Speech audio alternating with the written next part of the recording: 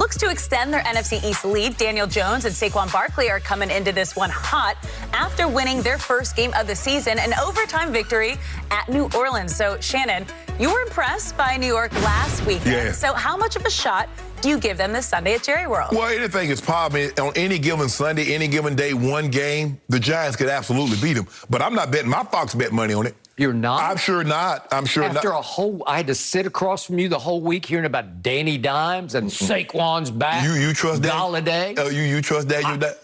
I'm talking about you. No. I'm not in the Hall of Fame. You are, and you've been talking up the Giants all week. Exactly. I'm in the Hall of Fame, but I'm in the Hall of Fame for not making bad picks. That's what I'm about to go into the Bettors Hall of Fame. Yeah, I'm going to get my due back. You over there? Oh, you over there? I got 50 cases. I got a swimming pool. I got 2 swimming pools. Okay, you laughing right now, but I'm going to get it all back. Skip, here's the thing. Daniel Jones has had 30 career starts. In only 7 of those starts has he not turned the football over. Now, the Cowboys the Cowboys might not do a whole lot well, but they take the ball away extremely well from a guy that all he does is turn the ball over extremely well. Skip, the Giants beat the Saints. Now, we thought the Saints might be something special because of that opening day win demolition that they put on the Green Bay Packers. But we realized the Giants lost to Washington and Atlanta, 2 bad teams. Barely. Yeah, they could skip. So what do we think about Atlanta? I tell you what, give me 2 cases. I'm gonna take the Jets over Atlanta on Sunday in London. Even the Jets? Yeah, I'll take the Jets over Atlanta. That's how bad Atlanta is. And the Giants couldn't beat them. So for me, look, I expect the Cowboys to be able to move the ball. They're gonna run the football. The question is, look, and all this division rivalry, stop that. I know what you're going to try to do. See, what you're going to try to do is play it up because this is a division game and my Cowboys going to be tough. And when they win, we beat a division opponent. No, you're not. You're going to blow them out. So I'm not falling for the banana. Nope, I don't want to bet. Don't offer me no points because the answer is no. I know what you're going to try to do. You're going to try to coach me and say, well, I'll give you the 7 points. Since, you complain, and I'm going to give you the 7. I don't want no stinking points. What's your score? I think it went 31-17. 31-17 home team? Yep. Dallas Cowboys? Yep. Shannon Sharp just picked the Dallas Cowboys in a blowout because Shannon Sharp has actually seen the light. No, he don't see no light. I've been seeing the light for the last month. I saw the Giants light, and it's very dim. That's the light I saw. All week long, I have not been trying to play up the Giants. But you have. I've only been trying to set you up, not play them up, set you up. Because I was waiting until this moment because I hoped you would be fooled, as in fool's gold, by Danny Dimes. I was hoping that you would stand by your guns, but it was just a bunch of hocus pocus from you all week about, here the Giants are coming for you guys. They're coming, yeah. Right? Well, are they or are they not? No. Because you think not. Maybe next time around. Okay? I was hoping that you would take the cheese. I was hoping that you would say, yeah, I'll take the 7 points, which is what it is right now on Fox Bet. I was hoping that you would fall for, once again, another sucker bet because my Cowboys are better than the Giants. And I have believed all week, we got this. You know me, I don't like to jinx things. I don't like to be this arrogant. Yes, you do. This supremely confident. Oh, really? But I am supremely confident that my Cowboys will win this game 34-20. That's what I think. Okay, so we both got 14. You got a little bit more than I got. I think Daniel Jones is a talented, still young player, and I think he will make some plays with his arm and his legs. He's gifted. He can really run. Oh, yeah. He's definitely more athletic than people probably thought he was going to be coming out. And I saw a couple of flashes of Saquon, of the old Saquon. He's not quite as quick or explosive as he used to be, but he's getting there because he's gaining confidence by the stride on his repaired knee. Yep. So I believe he'll make a few plays. They paid Galladay a whole bunch of money to make plays, and he's going to make some plays. But I do think that you are correct about my defense. They are contagiously forcing turnovers. They're taking the ball away. They have the second most to Buffalo. They're tied for first in turnover differential because they're not turning the ball over and they're taking it away. That is the magic formula. That's a recipe for success. It is the recipe. And I believe in this team, and I'm going to quote the great Troy Aikman once again, because on his radio gig in Dallas, I believe it was yesterday. Damn, does everybody got a gig? Yeah, everybody does. but Troy's the one who actually deserves a gig, as opposed to some of the other spokesman for the Dallas Cowboys so who are sitting up in the luxury box. Are you saying Steven and Jerry on doesn't the deserve thrones up in the box? Yeah. Okay, so Troy said about the defense, I think it's got a lot of new youthful type energy, and Dan Quinn's got them playing with a lot of confidence, and that's a big part of this league. It is. It is. They look night and day from last year. They walk on the field, and I just like their body language, like, oh, we can do this.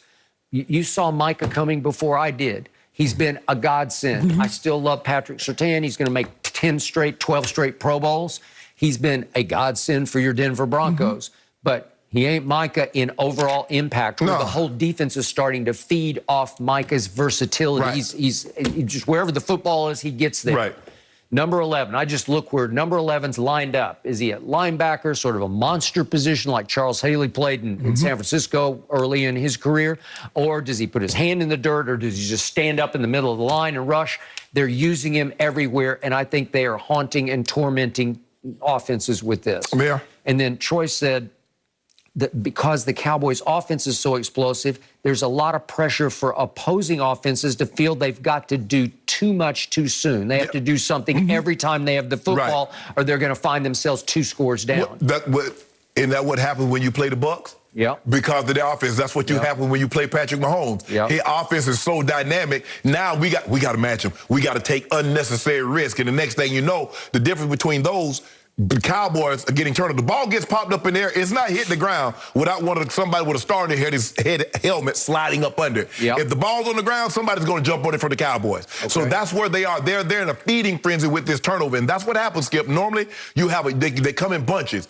You get a 4, 5, 6 game stretch where you're getting 1, 2 turnovers a game. Then you might have a lull where 2 or 3 games you don't get any. And then it picks right back up. Right now, they're in that sweet spot that if the ball goes up, and you better hope your guy catch it, because if he doesn't, somebody with a star in his helmet is going to slide up under it.